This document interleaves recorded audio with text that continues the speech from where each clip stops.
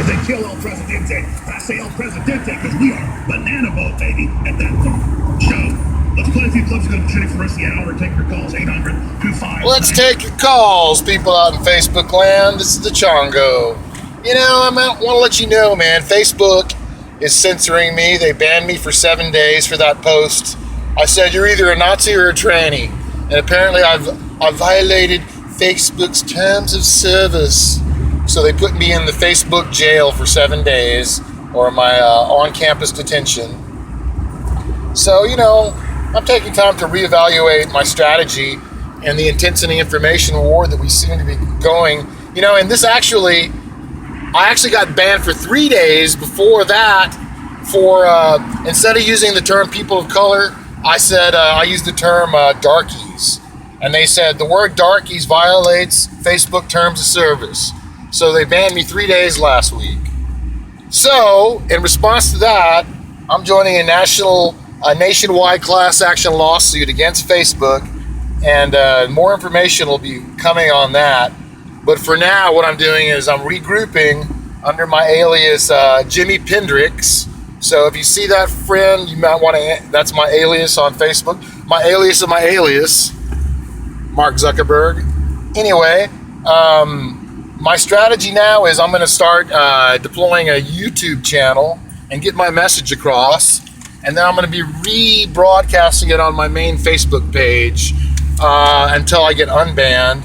And then I'm going to take it up to the next level, and we're going to deal with, because it seems to be that both those terms were hyperbole, and apparently Facebook doesn't know the difference between satire and hyperbole. And I think, you know, in the culture war, if we're really going to like police language, who's the police, what's the standard, and what's the person's intent? So, you know, I can understand if they're banning someone for, you know, instigating violence or something like that. But for using words that describe things like, instead of people of color, I use the term darkies. Now, you know, who's offended? Who was offended? So I think what happened was somebody on the Facebook NARC team recently joined my friends list, and they're monitoring. They're a little snitch. You're probably looking at me right now, you little freaking snitch. But that's okay, because we got more strategies on how we're going to beat Facebook in the near future. And more will be coming on that. You know, you see, Facebook is a monopoly. I don't care what you say. There really should be regulated as an antitrust, or even, you know, a federal RICO laws, I think, might even come, because there does seem to be elements of racketeering in terms of the monopoly. And we can get into like the history of Facebook and how it was deployed. Mark Zuckerberg, you're one creepy guy. Did you see that? I'm going to post another thing where you can just look at Mike Zuckerberg's eyes, and I swear to God, this guy has these like yellow reptilian eyes with this faraway look in his eye. He looks like a complete subhuman.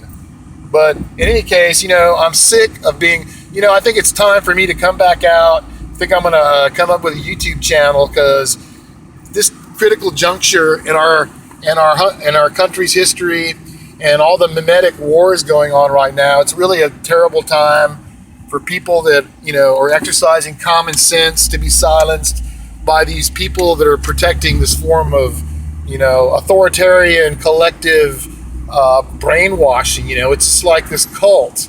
The whole, you know, recently I saw this, YouTube video of old Alex Jones hitting Seattle on the streets, and how he constantly got attacked just really, you know, illustrated to me the level of mind control people are under right now. And I can understand that, you know. What I had to do is I couldn't even watch television anymore, because I'm constantly being triggered, especially by like the ultimate cucks like Seth MacFarlane. Is that dude's name, who reads a teleprompter? He can't even read a teleprompter. He's the guy that does the Late Show. If you watch that, you know, he comes across with his smug, like Pepe-like smile, and all he's doing is reading a teleprompter, and he's trying to come across like he's some kind of comic genius. He doesn't write any of that.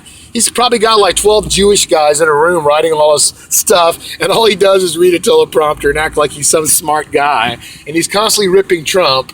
You know, and what I notice is, like, you know, when Obama was president, these guys, all the ripping that was done on Obama was all like lighthearted ribbing. It wasn't this mean-spirited, agitation propaganda that seems to be, the standard fare for all the late night comedy shows. I'm all one for satire, and I loved it when they were satiring Bush, and but I can see the difference right now in terms of the weaponized propaganda media, because a lot of dumb people, low information people